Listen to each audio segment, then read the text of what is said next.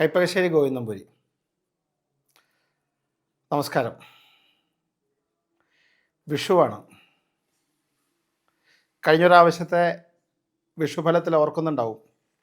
ശനിയാഴ്ചയും ഒക്കെ വന്നതുകൊണ്ട് രാജ്യങ്ങൾ തമ്മിൽ കലഹം ഉണ്ടാവും, ദുരിതങ്ങളുണ്ടാവും, ജനങ്ങൾക്ക് വ്യാധികളുണ്ടാവും, പരസ്പര വധങ്ങൾ നടക്കും, കാർഷിക നാശം വരും ഒക്കെ പറഞ്ഞു.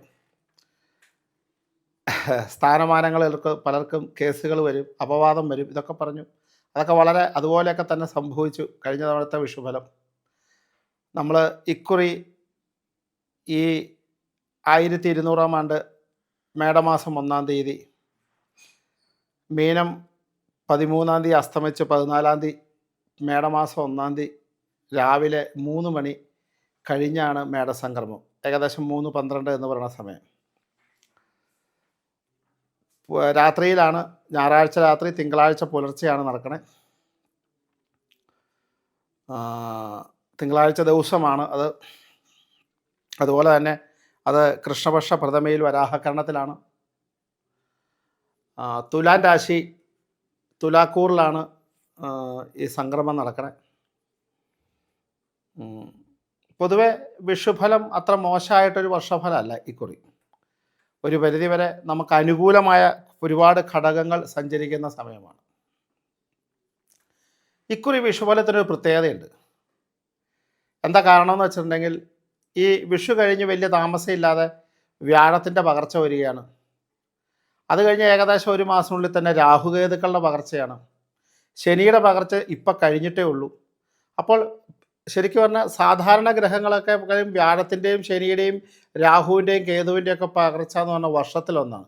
ഇതെല്ലാം ഈ പറഞ്ഞ രാഹു ആയാലും കേതു ആയാലും ശനി ആയാലും വ്യാഴമായാലും എല്ലാ ഗ്രഹങ്ങളും, ഈ പറയുന്ന 4 ഗ്രഹങ്ങളും ഒരുമിച്ച് പകരുന്നു. അത് വിഷുവിനോടനുബന്ധിച്ച് തൊട്ട് മുമ്പായിട്ടും തൊട്ട് കഴിഞ്ഞുമായിട്ട് പകരുന്ന ഒരു കാലഘട്ടം കൂടിയാണ്. ഈ തവണ വിഷു സംക്രമത്തിൻ്റെ ഒരു ഫലം, പൊതുവെ ഫലം നോക്കുകയാണെങ്കിൽ, ശരിക്കും പറഞ്ഞാൽ ഒരു വ്യവസായ മേഖലയിൽ നിൽക്കുന്നവർക്കൊക്കെ വളരെ വളരെ ഉയർച്ചയുള്ള കാലഘട്ടം. വ്യവസായ മേഖലകളിൽ എല്ലാവർക്കും നല്ല ഉയർച്ചയുള്ള കാലഘട്ടം. അതുപോലെ കുട്ടികളെ സംബന്ധിച്ചാണെങ്കിൽ വിദ്യാഭ്യാസത്തിനും ഉയർന്ന നിലവാരത്തിലുള്ള വിദ്യയ്ക്ക് നടക്കാനും ജോലിക്കും ഒക്കെ വളരെ നല്ല സമയമാണ്.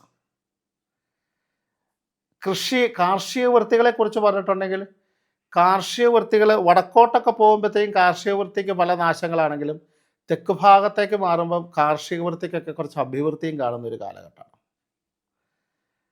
മഴയുടെ കാര്യം പറഞ്ഞു കഴിഞ്ഞാൽ, ശരിക്ക് കൂടുതലായിട്ട് വനാന്തരങ്ങളിൽ മഴ പെയ്യാനും അതുപോലെ തന്നെ കരപ്രദേശത്ത് അത്ര ശക്തമല്ലാത്തതും സമുദ്രാതിർത്തികളിലൊക്കെ ശക്തമായി നിൽക്കുന്ന മഴയ്ക്കും ഉള്ള സാധ്യതകളാണ്. നമ്മൾ കഴിഞ്ഞ തവണ ഈ അവസാന കാലത്തെ മഴ കുറയുമെന്നും മഴ ഇടയ്ക്ക് ചില ദുരന്തങ്ങൾ വരുത്തി വയ്ക്കുമെന്നും നമ്മൾ കഴിഞ്ഞ തവണ പറഞ്ഞ പോലെ തന്നെ ഇക്കുറിയും ഈ മഴ കൊണ്ട് ചെറിയ ചെറിയ ദുരിതങ്ങൾ വരാനുള്ള സാധ്യതകളും ഒക്കെ കാണുന്നുണ്ട്.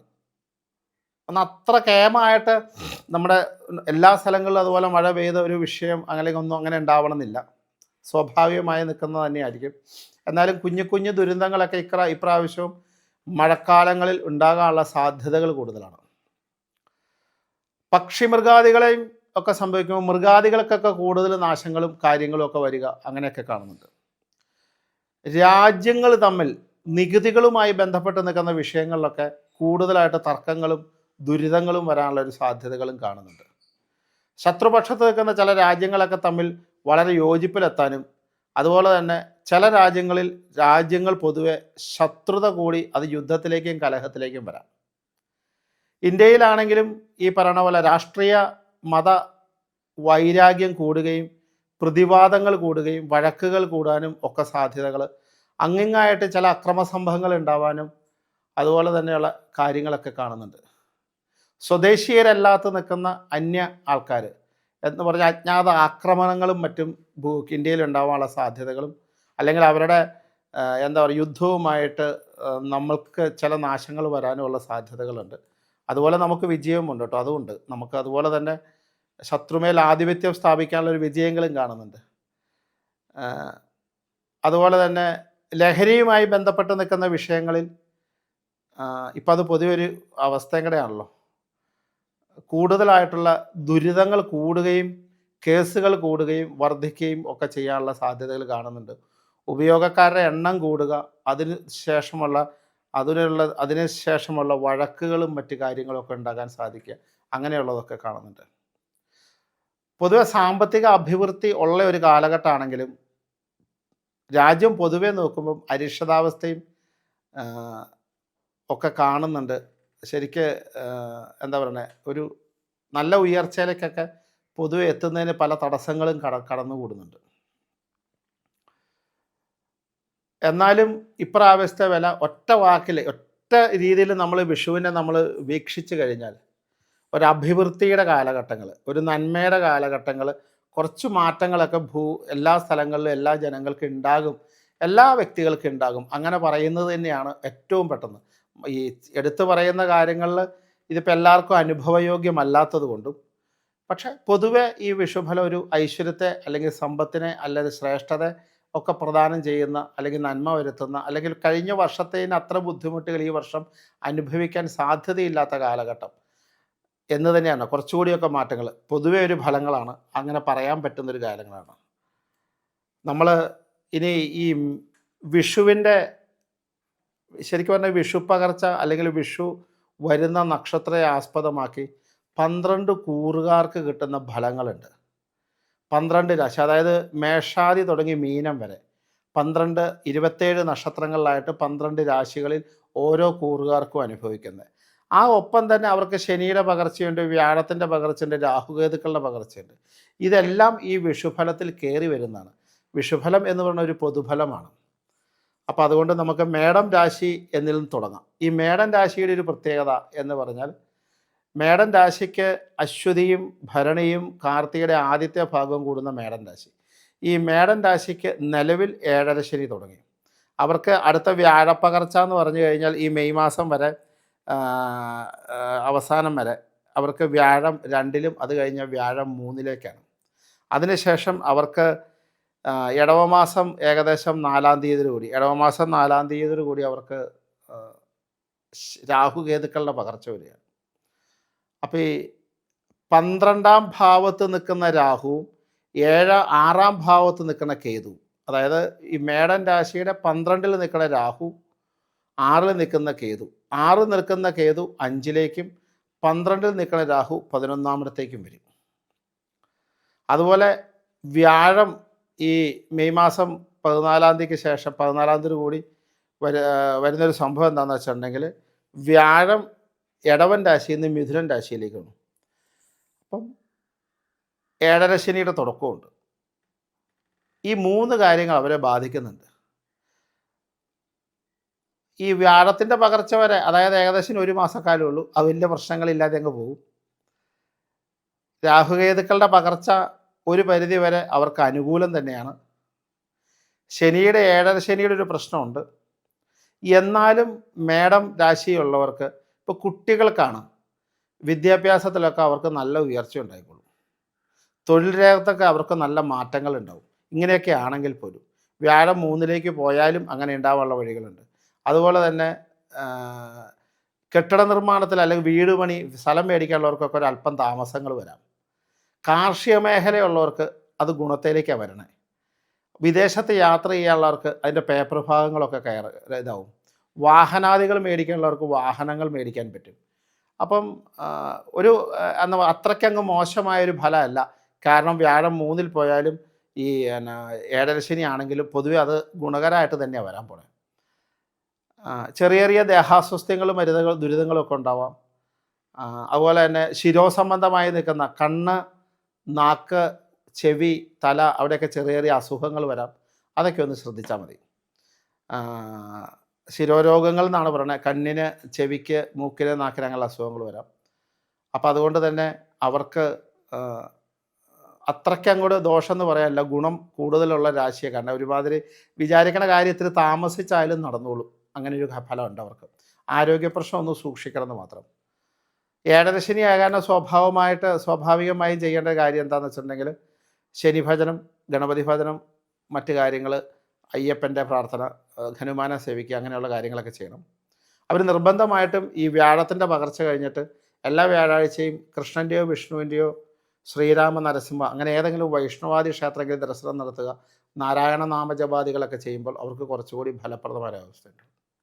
പിന്നെ അതുപോലെ തന്നെ ജാതകവശാലായിട്ട് ദുരിത കാലഘട്ടമാണെന്ന് അത് പ്രത്യേകം പരീക്ഷിക്കേണ്ടതാണ്. ഇത് ചാരവശാലുള്ള ഫലങ്ങളെക്കുറിച്ചാണ് പറയുന്നത്, അത് ശ്രദ്ധിക്കണം. അടുത്ത ഇടവക്കൂറിലേക്ക് വരാം. കാർത്തിക മുക്കാലും രോഹിണിയും മകയിരത്തല എന്ന് പറയുന്ന ഇടവക്കൂറുകാരാണ്. ഇടവക്കൂർക്ക് ശരിക്ക് ഈ വിഷ്ണു സംക്രമം തൊട്ട് അടുത്ത ഒരു വർഷം അവർക്ക് വളരെ വളരെ അനുകൂല കാലഘട്ടമാണ്. അത് കുറച്ചുകൂടി ഈ പറയണ ഏപ്രിൽ മാസം ത്തിലെ അവസാനം വ്യാഴത്തിൻ്റെ പകർച്ചയുടെ കഴിയുമ്പോൾ അവർക്ക് ഒരുപാട് ശരിക്കും പറഞ്ഞാൽ അടുത്ത ഈ ഏപ്രിൽ തൊട്ട് അടുത്ത മേടം വരെ വിഷു വരെ ഉള്ള ഫലത്തെയാണ് പറഞ്ഞത്. ഒരുപാട് അനുഗ്രഹകലകൾ, സാമ്പത്തികപരമായി വളരെ നല്ല ഉയർച്ച, കുടുംബത്തിൽ സമാധാനം ഉണ്ടാവുക, മംഗളകർമ്മങ്ങൾ നടക്കുക, നല്ല നല്ല ആഭരണാദികൾ മേടിക്കുക, വാഹനാദികൾ നമ്മൾ മേടിക്കുക, വാഹനങ്ങൾ മാറി മേടിക്കുക, പുതിയ വീടോ അല്ലെങ്കിൽ പകരം വീടുകളൊക്കെ ഉണ്ടാക്കുക, അങ്ങനെയുള്ള കാര്യങ്ങൾ, സ്ഥലം വാങ്ങുക, ജോലിക്ക് പ്രൊമോഷൻ കിട്ടുക, ഉദ്ദേശിച്ച സ്ഥലത്തേക്ക് ജോലിക്ക് ട്രാൻസ്ഫർ കിട്ടുക, പ്രൊമോഷൻസ് കിട്ടുക, മേലധികാരികളുടെ അനുഗ്രഹകല കിട്ടുക, നമ്മൾ ഒരുപാട് കാലമായി കൊതിച്ചിരുന്ന പല കാര്യങ്ങളും നടക്കുക, ഇങ്ങനെ ഒരുപാട് ഗുണങ്ങൾ അവർക്ക് വരുന്നുണ്ട്. കാരണം ശരിക്കും പറഞ്ഞാൽ ഇടവക്കൂറുകാർക്ക് വളരെ കേമാണ്. പൊതുവെ സാമ്പത്തിക രംഗത്ത് നല്ല പുഷ്ടിമയും നല്ല സമാധാനവും നല്ല സന്തോഷവും, കുടുംബത്തെ സമാധാനം ഉണ്ടാവുക, കുടുംബ ബന്ധങ്ങളിലും മറ്റ് സ്ഥലങ്ങളിലൊക്കെ ഉണ്ടായിരുന്ന അനൈക്യതയൊക്കെ മാറി യോജിപ്പിലേക്ക് എത്തുക. അതുപോലെ തന്നെ പഠനാദി വിഷയങ്ങളുള്ള വിദ്യാർത്ഥികൾക്ക് പഠിക്കാനും ജോലിക്കും എഴുതുന്ന ടെസ്റ്റുകളൊക്കെ റാങ്ക് ലിസ്റ്റ് വരാനും ഒക്കെ സാധ്യതകളുള്ള സമയമാണ്. പക്ഷെ അവർക്ക് ഒരു കാര്യം കൂടെ പറയാം, ഈ രാഹു 10ലേക്ക് വരും. രാഹു 10ലേക്കെന്ന് പറഞ്ഞാൽ ഈ പറയണ ഇടവമാസം 4-ാം തീയതിയോട് കൂടി രാഹു 10ലേക്കും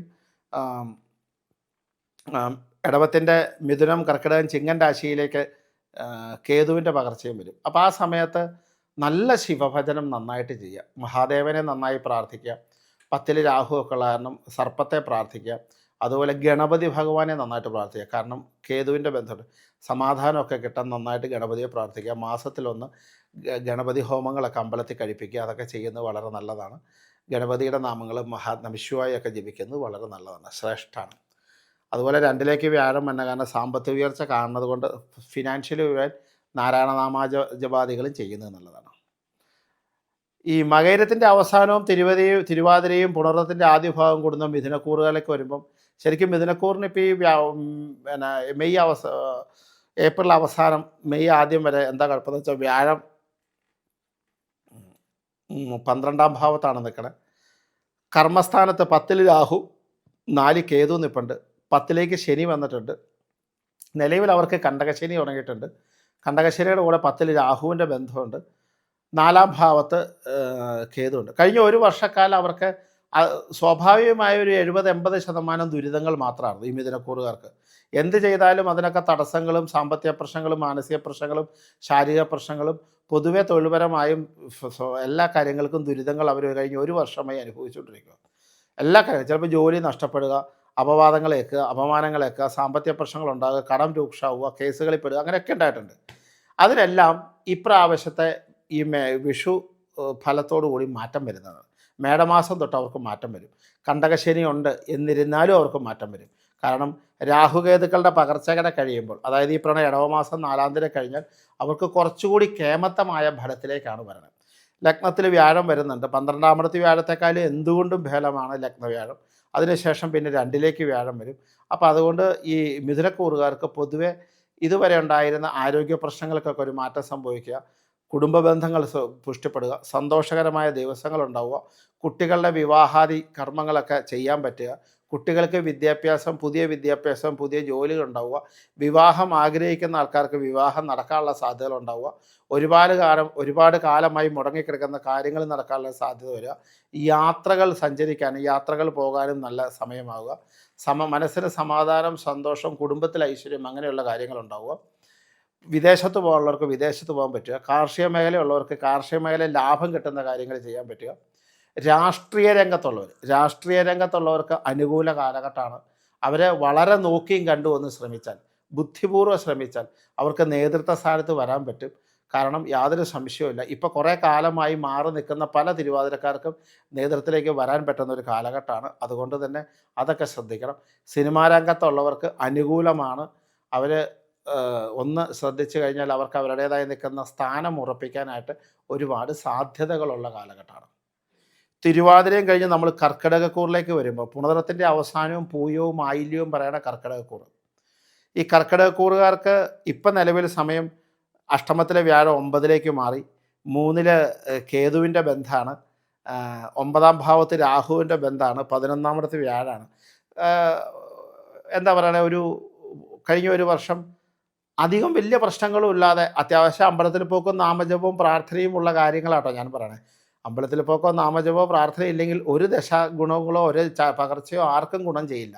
അങ്ങനെയുള്ളവർക്കൊക്കെ പൊതുവേ കഴിഞ്ഞ ഒരു വർഷം അത്ര പ്രതികൂലമായ കാലാവസ്ഥയിലായിരുന്നു. കാര്യങ്ങൾ ഒരു പരിധി വരെ ഭംഗിയായി സഞ്ചരിച്ചിരുന്ന ഒരു കാലഘട്ടമായിരുന്നു. അവർക്ക് ഈ മേടമാസത്തോടു കൂടി അല്ലെങ്കിൽ വിഷു സംക്രമത്തോടു കൂടി അവരുടെ വ്യാഴം 12ലേക്ക് വരികയാണ്. വ്യാഴം 12ലേക്ക് വരുന്നു. ഇടവമാസത്തോടു കൂടി 2ലേക്ക് രാഹുവിൻ്റെ ബന്ധം വരുന്നു. കേതു 2ലേക്ക് കേതുവിൻ്റെ ബന്ധവും അഷ്ടമത്തിലേക്ക് രാഹുവിൻ്റെ ബന്ധവുമാണ് പറയണത്. അപ്പോൾ പൊതുവെ ഈ പറയണ പോലെ ഈ അടുത്ത ഒരു വർഷം സാമ്പത്തികപരമായി വളരെ നന്നായിട്ട് ബുദ്ധിമുട്ടാൻ സാധ്യതയുണ്ട്. ഇത് കാണുമ്പോൾ തന്നെ തിരുമേനി കർക്കിടകക്കൂറ് എന്ന് പറഞ്ഞ് കരഞ്ഞ് മെസ്സേജ് ഇടണ്ട, ഞാനതിന് പരിഹാരവും കൂടെ പറയുന്നുണ്ട്. അത് ചെയ്ത് കഴിയുമ്പോൾ നിങ്ങൾക്കൊരു ടെൻഷനും വേണ്ട. അല്ലാതെ ഇത് കേൾക്കണ വഴി അയ്യോ ഈ വർഷം പോയോ ഈശ്വര, അങ്ങനെയല്ല ചിന്തിക്കേണ്ടത്. അപ്പം ഇങ്ങനെയുള്ള ആൾക്കാർ നമ്മൾ ഈ പറയുന്നത് എന്തിനാണെന്ന് വെച്ചാൽ അവർ കുറച്ചുകൂടി ഇപ്പോൾ എന്താ പറയണേ, കുറച്ച് പൈസ ബാങ്കിൽ കിടപ്പുണ്ട്, അത് ദുർച്ചെലവ് ചെയ്യരുത്, ഒന്ന് സൂക്ഷിച്ച് വെക്കുക. വെറുതെ ഒരാൾക്ക് കടം കൊടുക്കരുത്, അതൊന്ന് സൂക്ഷിച്ച് വയ്ക്കുക. അറിയാത്ത കാര്യങ്ങളിൽ പോയി ജാമ്യം നിൽക്കരുത്, അതൊന്ന് സൂക്ഷിക്കുക.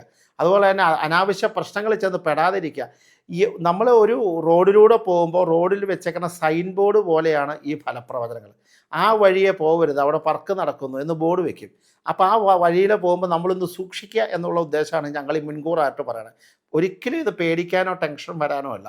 അപ്പോൾ കർക്കിടകക്കൂറുകാർക്ക് സാമ്പത്തിക ദുരിതങ്ങൾ, സാമ്പത്തികം കിട്ടാനുള്ള തടസ്സങ്ങൾ, ജോലി ചെയ്ത് അതിന് കിട്ടാനുള്ള വേതന തടസ്സങ്ങൾ, കിട്ടിക്കഴിഞ്ഞാൽ ദുർച്ചെലവ്, അനാവശ്യമായ ചിലവുകൾ, കുടുംബത്ത് ദുരിതങ്ങൾ, സേവിങ്സ് കുറയുക, അങ്ങനെയുള്ള കാര്യങ്ങൾക്കൊക്കെ ബുദ്ധിമുട്ടുകൾ വരും.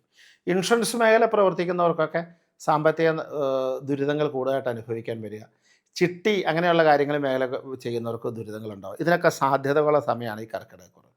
അതുപോലെ തന്നെ ഈ പറഞ്ഞ പോലെ നിങ്ങൾ ഏതെങ്കിലും എഗ്രിമെൻറ്റുകൾ സൈൻ ചെയ്യുമ്പോൾ, പുതിയ സംരംഭങ്ങൾ ആരംഭിക്കുമ്പോൾ, സ്ഥാനമാനങ്ങൾ, സ്ഥലം മാറ്റങ്ങൾ അങ്ങനെയൊക്കെ ശ്രദ്ധിക്കുമ്പോൾ ഒന്ന് ശ്രദ്ധിക്കണം. ജോലി മാറാൻ ഉദ്ദേശിക്കുന്നവരും ഒന്ന് ആലോചിച്ചിട്ട് മാത്രമേ മാറാവുള്ളൂ, ധൃതി പിടിച്ച് മാറരുത്. കാരണം ചിലപ്പോൾ അതിലും വലിയ കഷ്ടകാലമാവും. വിദേശത്ത് നിൽക്കുന്നവർക്കും ഈ പറഞ്ഞ പോലെ ജോലിയിൽ അസ്ഥിരത വരാൻ സാധ്യതയുണ്ട്. അപ്പോൾ ഇങ്ങനെയൊക്കെയുള്ള സാധ്യതകൾ കൂടുതലായിട്ട് കാണുന്നതാണ്. കർക്കിടകക്കൂറുകാർ എന്ത് ചെയ്യണമെന്ന് വെച്ചാൽ വളരെ ഗംഭീരമായിട്ട് നന്നായിട്ട് ഏറ്റവും ആദ്യം ശരിക്ക് വൈഷ്ണവ പ്രാർത്ഥനകൾ കൂട്ടുക. ഗുരുവായൂരപ്പനെ അങ്ങ് പ്രാർത്ഥിച്ചോളുക. വൈഷ്ണവ പ്രാർത്ഥന ശക്താക്കുക. നാരായണനാമം ജപിക്കുക, നാരായണനാമം ഇതര നാമങ്ങൾ ജപിക്കുക. ഹരേ രാമ ജപിക്കാം, വാസുദേവായ നമാന്ന് വയ്ക്കാം, കൃഷ്ണായ നമാന്ന് വയ്ക്കാം, അച്യുതായ നമ, ആനന്ദായ നമ, ഗോവിന്ദായ എന്ന് വയ്ക്കാം. ഇങ്ങനെ ഇതെല്ലാം ധാരാളം ഒരു വർഷത്തേക്ക് ജപിച്ചോളുക. ഒരു ലോഭമില്ലാതെ ജപിച്ചോളുക. ലോഭമില്ലാതെ എന്ന് പറഞ്ഞാൽ മാക്സിമം ജപിക്കുക. അതിൻ്റെ കണക്ക് 108 108 ഒരു ചെറിയ സംഖ്യയാണ്. 108 അതിൻ്റെ 10 15 മടങ്ങുകളാക്കി നാരായണനാമം ജപിച്ചോളൂ. കർക്കിടകക്കൂറുകാർക്ക് ഈ പറയുന്ന ദുരിതങ്ങളിൽ നിന്നൊക്കെ ദോഷഫലം കണ്ടമാനം കുറഞ്ഞ് ഒരു പരിധി വരെ അങ്ങ് സമാധാനമായിട്ട് പൊക്കോളും. അത് ചെയ്യാം. മാസത്തിലൊന്ന് സർപ്പത്തിന് വഴിപാട് കഴിക്കുക. അതുപോലെ ഗണപതി ഭഗവാനെ എല്ലാ ദിവസവും പ്രാർത്ഥിക്കുക. സ്ഥിരതയ്ക്ക് വേണ്ടി ഗണപതിക്ക് ഏത്തിയിടുക. അത്യാദി കാര്യങ്ങൾ ചെയ്ത് കഴിഞ്ഞാൽ അത്രയ്ക്കൊന്നും പ്രശ്നമില്ലാതെ അങ്ങ് പൊക്കോളും. ദോഷത്തെ ഗുണമാക്കുന്നത് എന്താണോ അതാണ് ദേവഭജനം. ഗ്രഹസ്ഥിതി വന്നാൽ അതിനെ എന്തോ ഗുണഫലത്തിലേക്കുണ്ട്, അതാണ് ഈശ്വരഭജനവും നാമജവും. അങ്ങനെ ചിന്തിച്ചാൽ മതി. ഇനി ചിങ്ങക്കൂറിലേക്ക് നമുക്ക് വരാം. ഈ മകം പൂരം ഉത്രത്തിൻ്റെ ആദ്യ ഭാഗം കൂടുന്ന ചിങ്ങക്കൂറാണ്. ചിങ്ങക്കൂറുകാർക്ക് ശരിക്കും പറഞ്ഞാൽ ഇപ്പോൾ 10ൽ നിൽക്കുന്ന വ്യാഴം മേടമാസത്തിലൂടി 11ാമിടത്തേക്ക് വ്യാഴം വരും. അതുപോലെ അഷ്ടമത്തിൽ നിൽക്കുന്ന രാഹു 7ാം ഭാവത്തേക്ക് വരും. 2ാം ലഗ്നത്തിലേക്ക് കേതുവിൻ്റെ ബന്ധം വരും. ശരിക്കും 11ാമിടത്ത് വ്യാഴം വരിക എന്ന് പറഞ്ഞാൽ അവർക്ക് ഒരുപാട് അനുകൂലമാണ്. കഴിഞ്ഞ ശരിക്കും 2.5 വർഷമായിട്ട് അവർക്ക് കണ്ടകശനിക്കാലമായിരുന്നു. ആ കണ്ടകശനി അവർക്ക് മാറിയിട്ടേ ഉള്ളൂ. വ്യാഴം 10ൽ നിൽക്കുന്ന വ്യാഴം 11ാം ഭാവത്തേക്ക് നിൽക്കണം. ഈ വർഷം നിന്നതിനേക്കാൾ കൂടുതൽ സമ്പൂജ്യരായി നിൽക്കാൻ പറ്റുന്ന കാലഘട്ടമാണ് ചിങ്ങക്കൂറുകാർക്ക്. അതിഗംഭീരം തന്നെയാണ് പറയാം. ഒരുപാട് ഗുണങ്ങളും ഐശ്വര്യങ്ങളും നന്മയും ശ്രേഷ്ഠതയും ഒക്കെ ലഭിക്കാൻ പറ്റിയ വർഷമാണ്. ഒരുപാട് കേമത്തം കിട്ടാൻ പറ്റിയ വയസ്സാണ്. കാരണം അനുഗ്രഹകലയുടെ ഒരു നീണ്ട നിര തന്നെ അതിനകത്ത് കാണപ്പെടുന്നുണ്ട്. പക്ഷേ അതായത് അവർ ഉദ്ദേശിക്കുന്ന കാര്യങ്ങൾ നടക്കും, അവർക്ക് തൊഴിൽപരമായ നല്ല പുരോഗതി കിട്ടും, നല്ല ബന്ധങ്ങൾ സ്ഥാപിക്കാൻ പറ്റും, ഉയർന്ന ഉയർച്ചയിലേക്ക് അവർക്ക് എത്താൻ സാധിക്കും, അങ്ങനെ പല കാര്യങ്ങളും സാധിക്കും. ഇങ്ങനെയൊക്കെ ഇരുന്നാൽ പോലും ഈ എന്താ പറയണേ, കേതു ലഗ്നത്തിലേക്ക് വരിക, 7 രാഹു വരിക. അപ്പോൾ അതുകൊണ്ട് അവരുടെ കുടുംബ ബന്ധങ്ങൾ താറുമാറാകാതിരിക്കാൻ അവർ വളരെ നന്നായി ശ്രദ്ധിച്ചോണം. ഈ കുടുംബ ബന്ധങ്ങൾ താറുമാറാകുക എന്ന് പറഞ്ഞാൽ കുടുംബത്തിൽ ഇത്യാദി ദുരിതങ്ങൾ, ദാമ്പത്യ കലഹങ്ങൾ, ദാമ്പത്യ പ്രശ്നങ്ങൾ, കുട്ടികൾക്ക് അരിഷ്ടതകൾ, കുട്ടികൾക്ക് നാശം, അതൊക്കെ വരാറുള്ളത്. അതുകൊണ്ട് മഹാദേവനെ നന്നായിട്ട് പ്രാർത്ഥിക്കുക, സർപ്പത്തെ നന്നായിട്ട് പ്രാർത്ഥിക്കുക, സർപ്പത്തിന് വഴിപാടുകൾ കഴിക്കുക, മാസത്തിലൊന്ന് ഗണപതി ഹോമം കഴിക്കുക, എല്ലാ ദിവസവും ഗണപതിയെ പ്രാർത്ഥിച്ച് ഏത്തയിടുക, ഗണപതിയുടെ നാമങ്ങൾ ചെയ്യുക, ഇതൊക്കെ ചെയ്യാൻ സാധിക്കണം. അതുപോലെ ചില കാര്യങ്ങൾ നമുക്ക് നല്ല തടസ്സങ്ങളൊക്കെ വരും, അതൊക്കെ ഒന്ന് മാറ്റാൻ ശ്രമിക്കുക. പൊതുവെ സാമ്പത്തിക രംഗത്തും തൊഴിൽ രംഗത്തും ഉയർച്ചയാണെങ്കിലും സമാധാന അന്തരീക്ഷം ശാരീരികമായിട്ട് ആസ്മയുള്ളവരൊക്കെ ആണെങ്കിൽ ആസ്മ കൂടുക, ശ്വാസകോശ സംബന്ധമായിട്ടുള്ളവർക്കാണെങ്കിൽ അതിന് വർധന വരിക, കൈകാലുകൾക്ക് വേദന, അങ്ങനെയുള്ള വിഷയങ്ങളൊക്കെ വരാൻ സാധ്യതയുണ്ട്. അതൊക്കെ ഒന്ന് ശ്രദ്ധിക്കുന്നത് വളരെ നല്ലതാണ് ഈ ചിങ്ങക്കൂറുകാർക്ക്. നമ്മൾ നേരെ കന്നിക്കൂറിലേക്ക് പോവുകയാണ്. കന്നിക്കൂറ് എന്ന് പറഞ്ഞു കഴിഞ്ഞാൽ ഉത്രത്തിൻ്റെ അവസാനവും അത്തവും ചിത്രയുടെ ആദ്യ ഭാഗം കൂടുന്ന കന്നിക്കൂറാണ്. കന്നിക്കൂറുകാർക്ക് ഇപ്പോൾ ഓൾറെഡി ഇപ്പോൾ കണ്ടകശനി തുടങ്ങിയിട്ടുണ്ട്. അവർക്ക് നിലവിൽ 9ലാണ് വ്യാഴം നിൽക്കണേ, അവർക്കത് 10ലേക്ക് വ്യാഴം വരികയാണ്. അതുപോലെ തന്നെ നിലവിൽ ലഗ്നത്തിൽ നിൽക്കുന്ന കേതുവാണ്, 7ൽ നിൽക്കുന്ന രാഹുവാണ്. അപ്പോൾ അവർക്ക് ഇടവ മാസത്തോടു കൂടി ലഗ്നത്തിൽ നിൽക്കുന്ന കേതു 12ാമത്തേക്കും 7ൽ നിൽക്കുന്ന രാഹു 6ാമത്തേക്കും വരും. കണ്ടകശനി അതുപോലെ തന്നെ നിൽക്കും. വ്യാഴം 9ൽ നിന്ന് 10ലേക്ക് വരും. ശരിക്കും പറഞ്ഞാൽ രാഹുകേതുക്കളുടെ പകർച്ച അവർക്ക് ഒരു പരിധി വരെ അനുകൂലമാണ്. ശാരീരികമായ ദുരിതങ്ങൾ, ശാരീരികമായി നിൽക്കുന്ന അസ്വസ്ഥതകൾ, ചില മരുന്ന് കഴിക്കേണ്ട അവസ്ഥകൾ, ചില ശിരോസംബന്ധമായ അസുഖങ്ങൾ, കുടുംബപരമായി നിൽക്കുന്ന പ്രശ്നങ്ങൾ, അങ്ങനെയുള്ള കാര്യങ്ങൾക്ക് മുഴുവൻ കന്നിരാശിക്കാർക്ക് ഒരു പരിഹാരമാവും, ഒരു അവസാനമാവും. കുറേ മരുന്നുകളൊക്കെ കുറയ്ക്കാൻ പറ്റും. ദീർഘദൂര യാത്രകൾ, വിദേശ യാത്രകൾ, അങ്ങനെയൊക്കെ മുടങ്ങിക്കിടന്നവർക്കൊക്കെ അതൊക്കെ നടക്കാൻ സാധ്യതകളുണ്ട്. അതുപോലെ തന്നെ വീട് വെക്കാനും മറ്റു കാര്യങ്ങൾക്കും വാഹനം മേടിക്കാനൊക്കെ ഒരുപാട് ആഗ്രഹിച്ചിട്ടുണ്ട്, അത് നടക്കാനുള്ള സാധ്യതകളുണ്ട്. ആഭരണാദികളും മറ്റു കാര്യങ്ങളും മംഗല്യയോഗങ്ങൾ അങ്ങനെയൊക്കെ ആഗ്രഹിച്ചിരുന്നവർക്ക് അത് നടക്കാൻ സാധ്യതയുണ്ട്. അതുപോലെ തന്നെ അങ്ങനെ കാർഷിക മേഖലയിൽ പണമിറക്കിയവർക്ക് വന്ന നഷ്ടങ്ങൾക്കൊക്കെ ഒരു മാറ്റങ്ങൾ സംഭവിക്കാൻ സാധ്യതയുണ്ട്. ഭാഗ്യാവസ്ഥയ്ക്ക് ഒരല്പം മങ്ങൽ വരും. കർമ്മത്തിലേക്കാണ് 10ലേക്കാണ് വ്യാഴം വന്ന്, 9ലെ വ്യാഴം പോലെ അത്ര ഗുണകരമായിരിക്കില്ല. അതുകൊണ്ട് എല്ലാ ദിവസവും എല്ലാ വ്യാഴാഴ്ചകളിലും വിഷ്ണു ക്ഷേത്രങ്ങളിൽ കൃഷ്ണൻ്റെ അമ്പലങ്ങളിൽ ദർശനം നടത്തുക, നാമജപാദികൾ കഴിക്കുക, നാരായണനാമം ജപിക്കുക. എല്ലാ ദിവസവും ഗുരുവായൂരപ്പനെ, പൂർണ്ണത്രയശനെ, ശ്രീപത്മനാഭനെ, അങ്ങനെയുള്ള മഹാവിഷ്ണു എല്ലാവരെയും തൊഴുതു മനസ്സുകൊണ്ട് ഈ കുടുംബത്തിരുന്ന് പ്രാർത്ഥിക്കാൻ ശ്രമിക്കുക. അങ്ങനെയൊക്കെ കാര്യം ചെയ്തു കഴിഞ്ഞാൽ ഒരു പരിധി വരെ വലിയ ദോഷമൊന്നുമില്ലാതെ കന്നിരാശിക്കാരും, അതായത് ഈ പറഞ്ഞ ഉത്രവും അത്തവും ചിത്രയുടെ ആദ്യ ഭാഗങ്ങളുമായി നിൽക്കുന്ന നക്ഷത്രക്കാർക്ക് രക്ഷപ്പെടാനുള്ള സാധ്യതകൾ വളരെ കൂടുതലാണ്. അപ്പോൾ അത് അങ്ങനെ ചെയ്യുന്നത് നല്ലതാണ്. അടുത്തത് നമ്മൾ തുലാക്കൂറിലേക്ക് വരുവാണ്. തുലാക്കൂറിലാണ് ഇപ്രാവശ്യം മേഷസംക്രമം തന്നെ നടക്കണേ. ചിത്രയും ചോതിയും വിശാഖത്തിൻ്റെ ആധിപത്യവും കിടന്നു. അവർക്ക് എന്താ പറയണേ, അവർക്ക് ശരിക്കും പറഞ്ഞിട്ടുണ്ടെങ്കിൽ ഈ 5ൽ നിൽക്കുന്ന ശനി 6ലേക്ക് പകർന്നു, അതൊരു വളരെ ഗംഭീരമാണ്. അഷ്ടമത്തിൽ നിൽക്കുന്ന വ്യാഴം മേടമാസം 9ലേക്ക് വരികയാണ്. അതുപോലെ തന്നെ 12ാമിടത്ത് നിൽക്കുന്ന കേതു 11ാമിടത്തേക്ക് പോവും. 6ൽ നിൽക്കുന്ന രാഹു 5ലേക്ക് വരും. ശരിക്ക് ഒരു 80-85% തുലാക്കൂറുകാർക്ക് അനുകൂലമാണ്.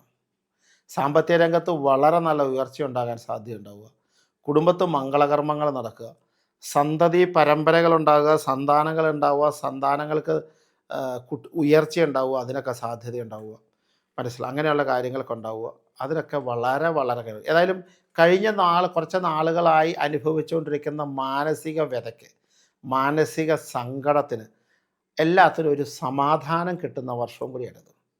നമ്മൾ വിചാരിക്കാത്തപ്പോൾ പല നല്ല സന്ദർഭങ്ങൾ നമ്മുടെ ജീവിതത്തിൽ ഉരുത്തിരിയും, സന്തോഷങ്ങൾ വന്നെത്തും. നമുക്ക് കുടുംബത്ത് തന്നെ സാമാന്യേന നന്മയുണ്ടാകണം, ഐശ്വര്യം ഉണ്ടാകണം, കാര്യങ്ങൾ വന്നെത്തും. അങ്ങനെയുള്ള വിഷയങ്ങളൊക്കെ വരാൻ സാധ്യതകളുണ്ട്. അപ്പോൾ അതുകൊണ്ട് തന്നെ ഇപ്രാവശ്യത്തെ അത് വളരെ അനുകൂലം തന്നെയാണ്. പിന്നെ 5-ലെ രാഹു അനാവശ്യ ക്ലേശങ്ങൾ എടുക്കാതിരിക്കുക. ഒരു കാര്യവുമില്ലാതെ വെറുതെ സങ്കടപ്പെടുന്ന സ്വഭാവമുള്ളവർ അത് എടുക്കാതിരിക്കുക. അത് ശ്രദ്ധിക്കണം. അത് ശ്രദ്ധിച്ചില്ലെങ്കിൽ വെറുതെ അനാവശ്യ സങ്കടങ്ങൾ വന്നുകൊണ്ടിരിക്കും. അതിനൊന്നും ശ്രമിക്കേണ്ട. ആവശ്യമുള്ളത് മാത്രം ചെയ്യുക. ഈശ്വരഭജനം നന്നായിട്ട് കൂട്ടുക. എസ്പെഷ്യലി സർപ്പത്തെയൊക്കെ ഒന്ന് പ്രാർത്ഥിച്ചോളൂ. കുട്ടികളിലൊക്കെ നന്മയ്ക്ക് വേണ്ടിയിട്ട് സർപ്പക്ഷേത്രങ്ങളിൽ ദർശനം നടത്തുക. മണ്ണാറശാല പോലെ, വെട്ടിക്കോട് പോലെ നല്ല നല്ല സർപ്പക്ഷേത്രങ്ങളിൽ ഒക്കെ ദർശനം നടത്തി പ്രാർത്ഥിക്കുന്നതൊക്കെ വളരെ നല്ലതാണ്. പാമ്പുമേക്കാട് ഒക്കെ ഉണ്ട് അങ്ങനെയുള്ള അമ്പലങ്ങളിലൊക്കെ പോകുന്നത്. അടുത്തുള്ള സർപ്പത്തിനെയൊക്കെ തൊഴുത് പ്രാർത്ഥിക്കുക. സർപ്പനിവേദ്യം കഴിക്കുക, നുറുമ്പാലും കഴിക്കുക. അങ്ങനെയൊക്കെ ചെയ്യുന്നതൊക്കെ നല്ലതാണ്. അതുപോലെ തന്നെ 9ലേക്ക് വ്യാഴം വരികയാണ്. 9ലെ ഭാഗ്യഹസ്തയിലാണ് വരണേ. അപ്പോൾ അതുകൊണ്ട് അതിൻ്റെ കൂടെ വ്യാഴാഴ്ച കൃഷ്ണനെയും കൂടെ തൊഴുതാൽ കൂടുതൽ അഭിവൃദ്ധിയാവും, ഉത്തരോത്തര അഭിവൃദ്ധിയാവും, സംശയമില്ല. അടുത്ത വിശാഖത്തിൻ്റെ അവസാനവും അനിഴവും തൃക്കേട്ടയും കൂടുന്ന വൃശ്ചികക്കൂറിലേക്കാണ് വരണേ. വൃശ്ചികക്കൂറുകാർക്ക് എന്താ പറയുക, വൃശ്ചികക്കൂറുകാർക്ക് അതിഗംഭീരം തന്നെയാണ് എന്ന് നമ്മൾ പറയുമ്പോഴും ഈ വൃശ്ചികക്കൂറിനകത്തൊരു പ്രശ്നം എന്താണെന്ന് വെച്ചാൽ വ്യാഴം 7 നിൽക്കുന്നത് ഇപ്പം നിലവിൽ അതിഗംഭീരമായ വസ്ത്രം 7 വ്യാഴമൊക്കെ നിൽക്കുന്നു. ശനിയുടെ പകർച്ചയൊക്കെ കഴിഞ്ഞു, കണ്ടകശനിയൊക്കെ കഴിഞ്ഞു. ഇങ്ങനെ ഗംഭീരമായിട്ട് നിൽക്കുകയാണെങ്കിലും ഈ വ്യാഴം ഇടവൻ രാശിയിൽ നിന്ന് മിഥുനൻ രാശിയിലേക്ക് പോകുമ്പോൾ അതിൻ്റേതായ ദുരിതങ്ങൾ അവർക്കുണ്ടാവും. അതുപോലെ തന്നെ 10ലേക്ക് കേതുവിൻ്റെ ബന്ധവും 4ലേക്ക് രാഹുവിൻ്റെ ബന്ധവും വരുന്നുണ്ട്. അതുകൊണ്ട് വൃശ്ചികക്കൂറുകാർ ഈ പറയണ വിശാഖത്തിൽ മുക്കാലും അഴിലും തൃക്കേട്ടക്കാർ ഒരു കാര്യം ചെയ്യണം. ഇപ്രാവശ്യത്തെ വിഷു തൊട്ട് അടുത്ത പ്രാവശ്യത്തെ വിഷു വരെ വ്യാഴാഴ്ച എന്നൊരു ദിവസം ഉണ്ടെങ്കിൽ അവർ കൃഷ്ണനെയോ വിഷ്ണുവിനെ തൊഴാതിരിക്കരുത്. കാരണം അഷ്ടമത്തിലേക്ക് വ്യാഴം വരുമ്പം ഒരു കാര്യവുമില്ലാതെ ദുരിതങ്ങൾ ഇങ്ങനെ ഘോഷയാത്ര പോലെ വരാൻ സാധ്യതയുണ്ട്. അതുപോലെ 10ലേക്ക് കേതുവിൻ്റെ ബന്ധം വരുമ്പോൾ തൊഴിൽ സ്ഥാനത്ത് ചെറിയ ചെറിയ ദുരിതങ്ങൾ ഉണ്ടാവുക. തൊഴിലിൽ ഈ മേലധികാരികളുടെ വഴക്കുകൾ കേൾക്കാനുള്ള യോഗം ഉണ്ടാവുക. കുടുംബത്ത് തന്നെ അനാവശ്യമായി നിൽക്കുന്ന എന്താ പറയുക, വാക്കുകൊണ്ടുള്ള യുദ്ധങ്ങൾ നടക്കുക, അനാവശ്യ വഴക്കുകളുണ്ടാകുക, ബന്ധുമിത്രാദികളുമായിട്ട് ചെറിയ ചെറിയ പ്രശ്നങ്ങൾ ഉണ്ടാവുക, അല്ലെങ്കിൽ ഒരു കാര്യവുമേലെ കുടുംബവുമായി ബന്ധപ്പെട്ട സങ്കടങ്ങൾ ഉണ്ടാവുക. ഇതിനൊക്കെ സാധ്യതകളുള്ളതുകൊണ്ട് അവർക്ക് യാതൊരു സംശയവും വേണ്ട. ഇപ്പം ഒരു പരിധി വരെ ശനിയൊക്കെ പകർന്നു 7 വ്യാഴമൊക്കെ നിൽക്കുന്ന കേമാണെങ്കിലും വിഷു സംക്രമം കഴിഞ്ഞ് വിഷുബലം വരുമ്പോൾ അവർ നന്നായിട്ട് ശ്രദ്ധിക്കുക. ഒരു വർഷക്കാലം വേറെ ഒന്നും ശ്രദ്ധിക്കാനില്ല. എല്ലാ ഞായറാഴ്ച ദിവസവും ശിവനെ മഹാദേവൻ്റെ അമ്പലത്തിൽ പോയി ദർശനം നടത്താൻ ശ്രമിക്കുക. വ്യാഴാഴ്ച മഹാവിഷ്ണു, ശ്രീകൃഷ്ണൻ, അങ്ങനെ വൈഷ്ണവ ക്ഷേത്രങ്ങൾ ദർശനം നടത്തുക. എത്ര നമശിവായ നാരായണനാമം ജപിക്കുമോ അത്രയ്ക്ക് ജപിച്ചോളുക. പുണ്യക്ഷേത്രങ്ങളിൽ ദർശനം നടത്തുക. ഇടയ്ക്ക് നവഗ്രഹ ക്ഷേത്രങ്ങളിൽ ദർശനം നടത്തുക. ദുരിതങ്ങളും സങ്കടങ്ങളും മാറാൻ പ്രാർത്ഥിക്കുക. അതുപോലെ എല്ലാവരും കൂടി കുടുംബാംഗങ്ങളെല്ലാവരും കൂടി കൂട്ടായിട്ട് സർപ്പക്ഷേത്രങ്ങൾ സന്ദർശിക്കുക. സർപ്പത്തിന് വഴിപാട് കഴിക്കുക. സർപ്പത്തിന് പുറ്റും നാണയമൊക്കെ എടുത്ത് നടക്ക വയ്ക്കുക. അങ്ങനെയുള്ള കാര്യങ്ങളൊക്കെ ചെയ്യുക. അതുപോലെ കുടുംബത്ത് നാമജപാദികൾ കൂട്ടണം. ഈ സമയത്ത് ഈ മേടം കഴിഞ്ഞിട്ട് എന്തെങ്കിലും ജോലിക്ക് മാറ്റമൊക്കെ ശ്രമിക്കുന്നവർ തൽക്കാലത്തേക്ക് ആലോചിച്ചിട്ട് മാത്രമേ ചെയ്യാവുള്ളൂ. പുതിയ കമ്പനികളിൽ നിക്ഷേപം ചെയ്യുന്നവർ ആലോചിച്ചിട്ട് മാത്രമേ നിക്ഷേപിക്കാവുള്ളൂ. സ്ഥാനമാറ്റം ആഗ്രഹിക്കുന്നവർ ആലോചിച്ചിട്ട് മാത്രമേ ചെയ്യാവൂ. അതുപോലെ ആരെങ്കിലും എഗ്രിമെൻറ്റ് പോലത്തെ കാര്യങ്ങൾ ചെയ്യേണ്ടത് അത് ശരിക്കും ശ്രദ്ധിക്കണം. ഒരു കാരണവശാലും ജാമ്യം നിൽക്കാൻ പോകരുത്. അതുപോലെ തന്നെ അനാവശ്യമായി നിൽക്കുന്ന സംസാരങ്ങളും പ്രവൃത്തികളും ഒക്കെ ശ്രദ്ധിക്കുന്നത് നല്ലതാണ്. എക്സ്പെഷ്യലി രാഷ്ട്രീയക്കാരൊക്കെ കഴിവതും വാ തുറക്കാതിരിക്കാമെങ്കിൽ നല്ലതാണ്. തുറന്ന് അവരുടെ സ്ഥാനമാനങ്ങൾക്ക് വരെ നഷ്ടപ്പെടാൻ സാധ്യതയുണ്ട്. കാരണം വിവാദങ്ങൾ ഉണ്ടാകാൻ പറ്റിയൊരു സമയമാണ്. തിരിച്ച് നമ്മൾ ധനുക്കൂറിലേക്ക് വന്നു കഴിഞ്ഞാൽ മൂലവും പൂരാടവും ഉത്രാടത്തിൻ്റെ ആദ്യ ഭാഗവും കൂടെ കൂടുന്ന ധനുക്കൂറുകാർക്ക് ഇപ്പോൾ ഓൾറെഡി കണ്ടകശനി തുടങ്ങി. കണ്ടകശനിയാണ്. അവർക്ക് മേടത്തോടു കൂടി വ്യാഴം 7ലേക്ക് വരും. അതുപോലെ 4 നിൽക്കുന്ന രാഹു 3ലേക്ക് വരും. 10 നിൽക്കുന്ന കേതു 9ാം ഭാവത്തേക്ക് വരും. ശരിക്കും ധനുക്കൂറുകാർക്ക് കണ്ടകശനി ഉണ്ടെങ്കിലും 7ലെ വ്യാഴം അവർക്ക് ഒരുപാട് അനുകൂലം കിട്ടുന്നു. സ്വക്ഷേത്രത്തിലേക്ക് വ്യാഴത്തെ ദൃഷ്ടിയുണ്ട്. അപ്പോൾ ചെറിയൊരു കേസരിയോഗപ്രദം എന്ന് പറയാവുന്നതാണ്. വിദ്യാഭ്യാസ രംഗത്തുള്ളവർക്ക് നല്ല രീതിയിൽ ഉയർച്ച ഉണ്ടാകാൻ പറ്റിയ സമയമാണ്. വിവാഹാദികൾ ആലോചിക്കുന്നവർക്ക് നല്ല വിവാഹം നടക്കാൻ പറ്റിയ സമയമാണ്. വിദേശത്ത് പോകാൻ വിദേശ ജോലി ലഭിക്കുന്നവർക്ക് നന്നായിട്ട് നടക്കാൻ സമയമാണ്. വിദേശത്ത് പഠിക്കുന്ന കുട്ടികൾക്ക് നല്ല സ്ഥലത്തെത്താൻ പറ്റിയ സമയമാണ്. വിദേശത്ത് ബിസിനസ് തുടങ്ങാൻ പറ്റുന്നവർക്ക് അത് പറ്റിയ സമയമാണ്. വീട് മേടിക്കുക, സ്ഥലം മേടിക്കുക, വാഹനം മേടിക്കുക, നല്ല ബന്ധങ്ങളുണ്ടാക്കുക, നല്ല സൗഹൃദങ്ങളുണ്ടാക്കുക, അതിനൊക്കെ പറ്റിയ സമയങ്ങളാണ്. അപ്പോൾ അതുകൊണ്ട് കണ്ടകശനി ഉണ്ടെങ്കിലും ഇതെല്ലാം നടക്കാൻ പറ്റിയ സമയമാണ്. കണ്ടകശനിയാണ്. അതുകൊണ്ട് ശാസ്താവിൻ്റെ ഭജനവും ഗണപതി ഭജനവും ഒക്കെ നിർബന്ധമായി ചെയ്തു പോവുക. അയ്യപ്പന് എള്ളുതിരി, എള്ളുപായസം, നീലാഞ്ചനം, ശിവന് മഹാദേവന് ധാര, അങ്ങനെ ഇത്യാദികൾ ചെയ്താൽ അതിഗംഭീരമായിട്ട് പൊക്കോളും. തലവേദനയുള്ളവരും തലയ്ക്ക് ശിരോരോഗങ്ങളുള്ളവരൊക്കെ ഒന്ന് ശ്രദ്ധിക്കേണ്ട സമയമാണ്. കുടുംബത്ത് അനാവശ്യ വിവാദങ്ങളിൽ ചെന്ന് പെടാതിരിക്കണത്, കുടുംബ ബന്ധങ്ങളിലെ ആരോടും അനാവശ്യമായ വഴക്കിലൊന്നും നിൽക്കാതെ, വാഗ്വാദങ്ങൾക്ക് നിൽക്കാതിരിക്കണം, ശ്രദ്ധിക്കണം. ഉത്രാടത്തിൻ്റെ അവസാനവും തിരുവോണവും അവിട്ടത്തിൻ്റെ ആദ്യ ഭാഗം കൂടുന്ന മകരക്കൂറുകാർക്ക് ഇപ്പം 5-ൽ വ്യാഴം നിൽക്കണം. 7.5 ശനി കഴിഞ്ഞു. ഈ ശനിയുടെ പകർച്ചപ്പോൾ മകരക്കാർക്ക് വളരെ ഗംഭീരം തന്നെയാണ്. പക്ഷെ ഈ പറയുന്ന തിരുവോണത്തിന് വിഷുഫലത്തെ വെച്ച് നോക്കിക്കഴിഞ്ഞാൽ വിഷുഫലത്തിൻ്റെ ഒരു അവസ്ഥ വ്യാഴം 6ലേക്ക് പോവുകയാണ്. അതുപോലെ തന്നെ എന്താ പറയുക, 9-ൽ നിന്ന കേതു അഷ്ടമത്തിലേക്ക് വരുവാണ്. 2ലേക്ക് രാഹുവിൻ്റെ ബന്ധം വരികയാണ്. അപ്പോൾ ഈ പറഞ്ഞ പോലെ സാമ്പത്തിക സുസ്ഥിരതാവസ്ഥ ഉണ്ടായിരുന്ന ആൾക്കാർക്ക് ചെറിയൊരു ധനപരമായ ദുരിതങ്ങൾ വരാം. സാമ്പത്തികം ചെലവാക്കുന്ന കാര്യങ്ങളിൽ സൂക്ഷിച്ച് ചെലവാക്കുക, വാക്ക് സൂക്ഷിച്ചുപയോഗിക്കുക, വാക്കുകൾ സൂക്ഷിച്ചുപയോഗിക്കുക. അതുപോലെ തന്നെ വിവാദങ്ങളിൽ ചെന്ന് പെടാതിരിക്കുക. സമാധാനവും സന്തോഷവുമായി പോകുന്നത് നല്ലതാണ്. അതുപോലെ തന്നെ എന്താ പറയണേ, ഒരു ചെറിയ തടസ്സങ്ങളും ദുരിതങ്ങളും ഒക്കെ പൊതുവെ ഈ ഒരു വർഷം കാണാൻ സാധ്യതയുണ്ട്. പക്ഷേ 7.5 ശനി കഴിഞ്ഞതിൻ്റെ അനുകൂലം ഇല്ല എന്ന് പറയാൻ പറ്റില്ല. 7.5 ശനിക്കാലത്തിൻ്റെ കഴിഞ്ഞതിൻ്റെ ഒരു അനുകൂലാവസ്ഥയുണ്ട്. പക്ഷേ ഈ രാഹുകേതുക്കളുടെ പകർച്ച എന്നൊക്കെ പറഞ്ഞു കഴിഞ്ഞാൽ അവർക്ക് ചെറിയ ചെറിയ ദുരിതങ്ങളും വാഗ്വാദങ്ങളും വാക്കുകൊണ്ട് യുദ്ധമൊക്കെ നടക്കാൻ സാധ്യതയുണ്ട്. വളരെ നന്നായിട്ട്, വളരെ കേമായിട്ട് അവർ കൃഷ്ണഭജനം ചെയ്യണം, വിഷ്ണുഭജനം ചെയ്യണം. 6ലേക്കുള്ള വ്യാഴമായ കാരണം ഈ കാര്യം വ്യാഴത്തിൻ്റെ നീചക്ഷേത്രമൊക്കെ ആയ കാരണം അത്രയ്ക്ക് എഫക്റ്റ് ചെയ്യില്ല. എങ്കിലും എന്തുമാത്രം നാരായണായ നമാന്ന് ജപിക്കാവോ അത്രയും ജപിക്കുക. ആഴ്ചയിൽ എത്ര ദിവസം 2-3 പ്രാവശ്യം പറ്റുമെങ്കിൽ 2-3 ദിവസവും വൈഷ്ണവ ക്ഷേത്രങ്ങളിൽ പോവുക. അതുപോലെ മാസത്തിൽ നിർബന്ധമായി സർപ്പക്ഷേത്രങ്ങളിൽ പോവുക, സർപ്പത്തിന് നിവേദ്യാദികൾ കഴിക്കുക, രാഹുവിൻ്റെ നാമങ്ങൾ ജപിക്കുക, രാഹുവിനെ പ്രാർത്ഥിക്കുക, രാഹുവിനെ നന്നായിട്ട് പ്രാർത്ഥിക്കുക. അല്ലെങ്കിൽ വെറുതെ അപവാദങ്ങളൊക്കെ കേൾക്കാൻ സാധ്യതയുണ്ട്. അതുപോലെ ധനദുർവ്യയത്തിനൊക്കെ സാധ്യതയുണ്ട്. ദുർബുദ്ധികളുണ്ടാവാൻ സാധ്യതയുണ്ട്. അതുപോലെ നിങ്ങൾ മാതാപിതാക്കൾ ഈ പറയുന്ന കൂടുതൽ കുട്ടികളുണ്ടെങ്കിൽ ആ കുട്ടികളെയൊക്കെ ഒന്ന് രക്ഷിക്കുന്നതും അവരുടെ കൂട്ടുകെട്ടുകളിൽ നിന്ന് മാറ്റുന്നതൊക്കെ നല്ലതാണ്. കൂട്ടുകെട്ടുകളൊക്കെ ഉണ്ടെങ്കിൽ അവരെ കൂട്ടുകെട്ടിൽ നിന്നൊക്കെ മാറ്റി നിർത്തുന്നതൊക്കെ നല്ലതാണ്. കാരണം വെച്ച് കഴിഞ്ഞാൽ അനാവശ്യ കൂട്ടുകെട്ടിലൊക്കെ ചെന്ന് ചാടാനും അനാവശ്യ വിവാദത്തിൽ പെടാനും ഒക്കെ സാധ്യതകളുണ്ട്. ഏറ്റവും മാക്സിമം വിഷ്ണുഭജനം, വിഷ്ണു പ്രാർത്ഥനയും നാരായണനാമജപാദികളും ചെയ്യുക.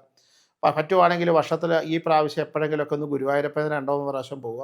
അല്ല പ്രധാനപ്പെട്ട ശ്രീപത്മനാഭനായാലും മതി, അങ്ങനെയുള്ള വൈഷ്ണവ ക്ഷേത്രങ്ങൾ ദർശനം നടത്തുക. ഭഗവാന്റെ നാളാണ് തിരുവോണം. അത് കാരണം തിരുവോണക്കാർ കൂടുതലായിട്ട് പ്രാർത്ഥിക്കുക. എല്ലാവരും പ്രാർത്ഥിക്കണം, അതൊക്കെ ചെയ്യുക. അപ്പോൾ ആ അനുഗ്രഹകാലം പൊതുവെ ഉണ്ടാവും. 6ലേക്ക് വ്യാഴം മാറുന്ന ദുരിതങ്ങൾ നാമജപാദികൾ കൊണ്ടും ദർശനം കൊണ്ടും മാറാവുന്നതേ ഉള്ളൂ. 7.5 ശനി കഴിഞ്ഞതിൻ്റെ ഉണ്ട്. പിന്നെ രാഹുകേതുക്കളുടെ പകർച്ച വരുന്നതാണ്. ദുരിതങ്ങളും തടസ്സങ്ങളും കാണാം. അതിന് ഗണപതി ഭഗവാനെയും മഹാദേവനെയും പ്രാർത്ഥിക്കാം. അത് കഴിയുമ്പോൾ ഒരു പരിധി വരെ ഇതെല്ലാം കൃത്യമായി ചെയ്ത് കഴിഞ്ഞാൽ ഒരു പരിധി വരെ 10-7 പ്രാവശ്യം 70% കുഴപ്പമില്ലാതെ പൊക്കോളും. അടുത്ത കുംഭക്കൂറിലേക്ക് നമുക്ക് വരാം. അവിട്ടത്തിൻ്റെ അവസാനവും ചതയും പൂരുട്ടാതിയും ആദ്യ ഭാവം ഉൾക്കൊള്ളുന്ന കുംഭക്കൂറാണ്. കുംഭത്തിൻ്റെ 2ാം ഭാവത്തേക്ക് ശനി വന്നു. 7.5 ശനിയുടെ അവസാന കാലഘട്ടമാണ്. ഞാനത് പറഞ്ഞിരുന്നതാണ്. 2ലാണ് ഇപ്പോൾ രാഹു സഞ്ചരിച്ചുകൊണ്ടിരിക്കുന്നത്. 4ലാണ് വ്യാഴം സഞ്ചരിച്ചുകൊണ്ടിരിക്കുന്നത്. അഷ്ടമത്തിലാണ് കേതു സഞ്ചരിച്ചുകൊണ്ടിരിക്കുന്നത്. ഇതെല്ലാം മാറുകയാണ്. കാരണം രാഹു ലഗ്നത്തിലേക്ക് വരികയാണ്, 7ലേക്ക് കേതു വരുവാണ്, വ്യാഴം 5ലേക്ക് വരുവാണ്. അപ്പോൾ പൊതുവെ കഴിഞ്ഞ വർഷം ഒരു ഗുണദോഷ സമ്മിശ്രമായിരുന്നു എങ്കിൽ ഇപ്രാവശ്യം കുറച്ച് ഗുണാധിക്യമുള്ളൊരു വർഷം എന്ന് തന്നെ പറയാം. 5ലേക്ക് വ്യാഴം തന്നെ കുറച്ച് സമ്പത്തിൻ്റെ, ഐശ്വര്യത്തിൻ്റെ, നന്മയുടെ, ശ്രേഷ്ഠതയുടെ തടസ്സങ്ങളൊക്കെ മാറ്റി എല്ലാം നല്ല രീതിയിൽ വളരാൻ പറ്റിയൊരു കാലഘട്ടമാണ്. ഉദ്ദേശിക്കുന്ന കാര്യങ്ങൾ നടക്കാൻ, കുട്ടികൾക്ക് ഉയർച്ചയുണ്ടാവാൻ, നല്ല സന്തോഷം കിട്ടാൻ, നല്ല മംഗളകർമ്മം പങ്കെടുക്കാൻ, കാർഷിക മേഖല ഇതുണ്ടാവാൻ, വിദേശയാത്ര ചെയ്യാൻ, നല്ല സ്ഥലങ്ങൾ വാങ്ങാൻ, വീട് വെക്കാൻ ഒക്കെ നല്ല സമയമാണ്. ദോഷം പറയാൻ പറ്റില്ല. പല കാര്യങ്ങളിലും ഇപ്പം നമ്മൾ ശ്രമിച്ചിരിക്കുന്ന പല കാര്യങ്ങളിലും വിജയത്തിലേക്കുള്ള സാധ്യതകളുള്ള വർഷമാണ് കുംഭക്കൂർ. അപ്പം തന്നെ കുംഭക്കൂറിന് ഈ ലഗ്നത്തിലേക്ക് ശനിയും 7 കേതുവും വരുന്നുണ്ട്. നിർബന്ധമായിട്ട് തടസ്സങ്ങൾ, എല്ലാ കാര്യങ്ങളും എന്തായാലും നന്നായിട്ട് അവസാനിക്കുമെങ്കിലും ആദ്യം കുറേ തടസ്സങ്ങൾ വരുന്നത് കൊണ്ട് ഗണപതി ഭഗവാനെ നിർബന്ധമായിട്ട് എല്ലാ ദിവസവും ഗണപതി നാമം ജപിക്കുക, ഗണപതിക്ക് ഏത്തയൊക്കെ ഇട്ട് പോവുക, അത് ചെയ്യുക. ലഗ്നത്തിൽ രാഹുവിൻ്റെ ബന്ധം ശാരീരിക അസ്വസ്ഥതകൾ, നീർക്കെട്ട്, ത്വക്ക് രോഗങ്ങൾ, ശിരോരോഗങ്ങളൊക്കെ വരാൻ സാധ്യത. കാരണം ആഴ്ചയിലൊരിക്കൽ ഞായറാഴ്ച തോറും മഹാദേവനെ തൊഴുക, അല്ലെ ശനി ഞായറും മഹാദേവനെ തൊഴുക. കാരണം ഏഴര ശനിയുടെ അവസാന കാലഘട്ടങ്ങളല്ലേ. മഹാദേവനെ തൊഴുക, സർപ്പത്തിന് വഴിപാട് കഴിക്കുക ഇത്യാദി വിഷയങ്ങൾ ചെയ്യാം. പൊതുവെ സാമ്പത്തികപരമായിട്ട് ഉയർച്ച ഉണ്ടാവുമെങ്കിലും ചില ദുരിതങ്ങളും സങ്കടങ്ങളും കാണുന്നുണ്ട്. അപ്പോൾ ഗുണാധിക്യമാണെങ്കിലും ദോഷവും കാണുന്നുണ്ട്. മഹാദേവ പ്രാർത്ഥന കൊണ്ടും ഗണപതി ഭജനം കൊണ്ടും അത് ഒരു പരിധി വരെ അതിൽ നിന്ന് രക്ഷ നേടാൻ, മുക്തി നേടാൻ അവർക്ക് സാധിക്കും. അവസാനം മീനക്കൂറിലേക്ക് വരാൻ പോവുകയാണ്. പൂരുട്ടാതിയുടെ അവസാനവും ഉത്രട്ടാതിയും രേവതിയും കൂടുന്ന മീനക്കൂറാണ്. മീനക്കൂറുകാർക്ക് നിലവിൽ ജന്മശനിയാണ്. ജന്മത്തിൽ രാഹു നിൽക്കുകയാണ്. 3-ൽ വ്യാഴമാണ്, 7-ൽ കേതുവാണ്. അപ്പോൾ ഇങ്ങനെ നിൽക്കുന്ന അവസ്ഥയിൽ നിന്ന് അവർക്ക് ഇപ്പോൾ ഈ വ്യാഴം 3-ൽ നിന്ന് 4-ലേക്ക് വരികയാണ്. ലഗ്നത്തിൽ നിൽക്കുന്ന രാഹു 12-ാം ഭാവത്തേക്ക് പോവുകയാണ്. 7-ൽ നിൽക്കുന്ന കേതു 6-ലേക്ക് വരികയാണ്. അപ്പോൾ അങ്ങനെ വരുമ്പം പൊതുവെ എന്താ പറയണേ, 3-ൽ നിൽക്കുന്ന വ്യാഴം 4-ലേക്ക് വരും. 3-ലേക്കാൾ ഭേദമാണ് വ്യാഴം 4-ൽ. ഒരു പരിധി വരെ നമ്മൾ ഇത്തിരി കഷ്ടപ്പെട്ടിരുന്ന, അല്ലെങ്കിൽ നമ്മൾ വിഷമിച്ചിരുന്ന ചില ദുഃഖങ്ങളൊക്കെ മാറി നിൽക്കുക. അതുപോലെ തന്നെ നമ്മൾ എന്താ പറയണേ, നമ്മളെങ്ങോട്ടൊക്കെ യാത്രകളൊക്കെ മുടങ്ങിക്കിടപ്പേണ്ട യാത്രകളൊക്കെ പൂർത്തീകരിക്കാൻ സാധിക്കുക. അതുപോലെ ഗ്രഹനിർമ്മാണമൊക്കെ പകുതി മുടങ്ങിയത് അത് പൂർത്തിയാക്കാൻ സാധിക്കുക. സ്ഥലം മേടിക്കാനൊക്കെ ആഗ്രഹിക്കുക, വീട് മേടിക്കാൻ ആഗ്രഹിക്കുക, അവർക്കൊക്കെ അത് മുന്നോട്ട് പോകാൻ സാധ്യതയുണ്ടാവുക. തൊഴിൽപരമായ അരിഷ്ടത ഇരുന്നവർക്കൊക്കെ തൊഴിൽപരമായ പുരോഗതിക്ക് സാധിക്കുക. പ്രമോഷൻ തടഞ്ഞു നിന്നവർക്ക് പ്രമോഷൻ കിട്ടുക. ട്രാൻസ്ഫർ മാറി നിന്നവർക്ക് ട്രാൻസ്ഫർ കിട്ടുക. നല്ല സ്ഥലങ്ങളിലേക്കും നല്ല കർമ്മങ്ങളിലൊക്കെ പങ്കെടുക്കാൻ യോഗം കിട്ടുക. ഇതിനൊക്കെ സാധ്യതകളുണ്ട്. അങ്ങനെ ഇരുന്നാലും ഈ കണ്ണ്, ചെവി, വാക്ക്, നാക്ക് അതിനൊക്കെ എന്തെങ്കിലും രോഗങ്ങൾ വന്നാൽ അപ്പം തന്നെ ചികിത്സ നേടുന്നത് വളരെ നല്ലതാണ്. അതിനൊന്നും താമസം വിചാരിക്കേണ്ട. മാസത്തിലെ 12-ാമത്തെ രാഹു കാരണം സർപ്പത്തിന് വഴിപാടുകളും കാര്യങ്ങളൊക്കെ ചെയ്തു പോവുക. അതുപോലെ ജന്മശനിയാണ്. നിർബന്ധമായ ശനിയാഴ്ച അയ്യപ്പന് എള്ളുതിരി, ശാസ്താവിൻ്റെ ഭജനം, ശനീശ്വര ഭജനം, അതുപോലെ തന്നെ ഗണപതി ഭജനം, അതൊക്കെ നിർബന്ധമായി അവർ ചെയ്തു പോയിക്കൊണ്ടിരിക്കണം. പൊതുവെ ഈ വിഷുഫലം എന്ന് പറയുന്നത് മീനൻ രാശിക്ക് അനുകൂലം തന്നെയാണ്, നന്നാകാൻ പറ്റുന്നതാണ്. അപ്പോൾ നമ്മൾ 12 രാശി എടുത്താലും ഈ 12 രാശിയിൽ ഗുണാധിക്യമുള്ള രാശികളാണ് ഏറ്റവും കൂടുതലായിട്ട് കാണുന്നത്. അതിനകത്ത് അപൂർവമായിട്ട് ചെറിയതെന്ന് പറഞ്ഞു കഴിഞ്ഞാൽ ഇപ്പോൾ മേടൻ രാശിക്ക് ഉള്ളൊരവസ്ഥ, അല്ലെങ്കിൽ കർക്കിടകൻ രാശിയുടെ ഒരവസ്ഥ, അല്ലെങ്കിൽ വൃശ്ചികൻ രാശിയുടെ ഒരവസ്ഥ, അല്ലെങ്കിൽ മകരൻ രാശിയുടെ ഒരവസ്ഥ, അവർക്കൊക്കെയാണ് ഇത്തിരി ദുരിതങ്ങൾ കാരണം. അവർ വേറെ ഒന്നും ശ്രമിക്കേണ്ട. നല്ല ശൈവ വൈഷ്ണവ ശക്തയ ഭജനം, അതിൽ ശൈവത്തിനും വൈഷ്ണവത്തിനും മഹാദേവ ഭജനവും വൈഷ്ണവ ഭജനവും ശക്തമായിട്ട് കൂട്ടുക. നാമജപാദികൾക്ക് സംഖ്യ കൂട്ടുക. അയ്യപ്പനെയും ഗണപതിയെയും വിഷ്ണുവിനെയും മഹാദേവനെയും ദർശനങ്ങൾ നടത്തുക. അവിടെ പ്രാർത്ഥനകൾ നടത്തുക. അവരുമായിട്ട് ബന്ധപ്പെട്ട മഹാക്ഷേത്രങ്ങൾ ദർശനം നടത്തുക. എല്ലാ ദിവസവും അവരെ തൊഴുത് കുടുംബത്തിൽ വെച്ച് പ്രാർത്ഥിച്ച് നമസ്കരിച്ച് പോകാൻ ശ്രദ്ധിക്കുക.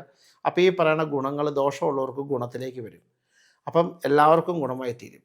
അപ്പം പൊതുവെ വിഷുഫലം അത്ര പ്രതികൂലമൊന്നും അല്ലെങ്കിൽ പോലും അനുകൂലാവസ്ഥ കൂടെ ഉണ്ടെങ്കിലും ഈ വർഷവും ചെറിയ ചെറിയ ആക്രമണങ്ങളും സങ്കടപര ന്യൂസുകളും കഷ്ടതകളൊക്കെ അനുഭവിക്കാൻ യോഗമുള്ള കാരണം ലോകത്തെല്ലാവരും നാമം ജപിച്ച്, ലോകത്തെല്ലാവരും നാമജപാദികളോടുകൂടി ലോകം മുഴുവൻ നന്നാവട്ടെ. ലോകത്തുള്ള സകല മനുഷ്യരും നന്നാവട്ടെ. നമ്മുടെ മിത്രങ്ങളും ശത്രുക്കളും നന്നാവട്ടെ. ഇത് കേൾക്കുന്നവരും കേൾക്കാത്തവരും നന്നാക്കട്ടെ. ഹിന്ദുക്കളും സകല മതസ്ഥരും നന്നാവട്ടെ. സകല രാഷ്ട്രീയക്കാരും നന്നാവട്ടെ. സകല സാമൂഹ്യ പരിഷ്കർത്താക്കളും നന്നാവട്ടെ. എല്ലാവരും നന്നാവട്ടെ. വളരെ നല്ല ഐശ്വര്യത്തോടു കൂടിയ സന്തോഷത്തോടു കൂടിയ ഒരു വർഷം നിങ്ങൾക്ക് വരട്ടെ എന്ന് ഞാൻ എൻ്റെ ഭഗവതിയായ പരദേവതയോട് പ്രാർത്ഥിക്കുന്നതോടൊപ്പം തന്നെ നിങ്ങൾ നാമജപാദികൾ കൊണ്ട് ഈ വർഷം നിങ്ങളെല്ലാവരും ഐശ്വര്യസമ്പൂർണ്ണമായൊരു വർഷമായി സമ്പത്തിൻ്റെയും സമാധാനത്തിൻ്റെയും സന്തോഷത്തിൻ്റെയും ഉയർച്ച ഉണ്ടാവട്ടെ എന്ന് നിങ്ങൾക്ക് വേണ്ടി ഞാൻ പ്രാർത്ഥിച്ചുകൊണ്ട് നമസ്കാരം. ഗോവിന്ദം.